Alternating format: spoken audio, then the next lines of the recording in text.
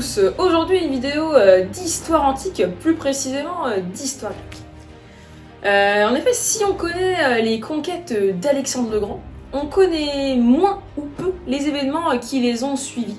C'est ce que nous étudierons aujourd'hui, c'est-à-dire la fin de l'empire d'Alexandre. En effet, en juin 323 avant Jésus-Christ, Alexandre III, dit le Grand, meurt à Babylone en cosmocrator, autrement dit en maître de l'univers. En effet, il laisse derrière lui un empire immense de 5 millions de kilomètres carrés après avoir soumis une multitude de peuples, de la Macédoine et la Grèce propre, jusqu'aux rives de l'Indus à l'est, en passant par l'Égypte au sud, englobant ainsi ce qu'était l'empire perse et même au-delà. Cependant, il n'a pas vraiment de successeur. Il faut donc parer au plus pressé pour établir l'ordre à la tête de l'empire. La tâche revient à ceux qui étaient les plus proches d'Alexandre, ses 7 compagnons les plus proches issus de la noblesse macédonienne, les Soumatophylaques. Parmi eux, Perdiccas. C'est un des généraux les plus importants de l'armée impériale car il détient le titre d'hipparque, c'est-à-dire de commandant en chef de la cavalerie macédonienne. Ce conseil décide alors de mettre le futur héritier direct d'Alexandre sur le trône. Je dis bien futur héritier car cet enfant n'est en fait pas encore né. Cependant, l'infanterie, menée par Méléagre, rejette cette décision, jugeant que ce futur enfant, de par sa mère Roxane, serait à moitié barbare, et romprait donc avec la tradition de souverain purement macédonien de sang.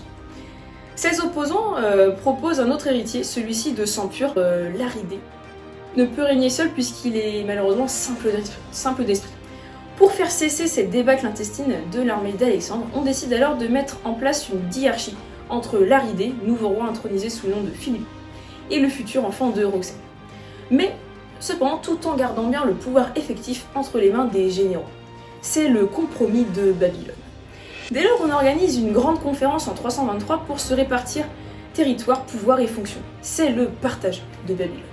En effet, Perdiccas, qui a pour but de garder le pouvoir, se devait de séparer les puissants pour qu'ils ne puissent pas s'allier contre lui, d'où l'idée d'une répartition des satrapies, c'est-à-dire des divisions territoriales au sein de l'Empire, pour mieux éloigner les autres généraux de lui, des nouveaux rois et du gouvernement, en faisant passer l'exil pour une récompense de bons et loyaux services.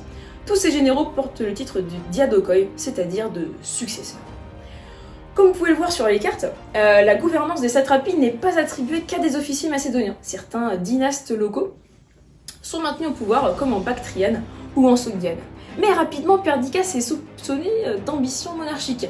Les premiers conflits éclatent entre les successeurs d'Alexandre. C'est la première guerre des diadoques.